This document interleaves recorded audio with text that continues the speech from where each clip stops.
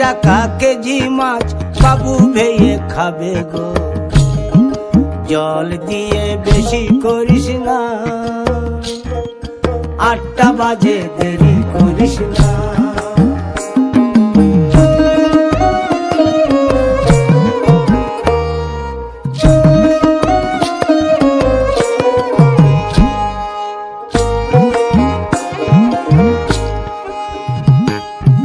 ইলিশ মাছের কাঁটা ভালো, চিংড়ি মাছের টক, 7 টাকাতে কিনবে লোকে, গিলবে গবা গপ, গিলবে গবা গপ, গিলবে গবা গপ।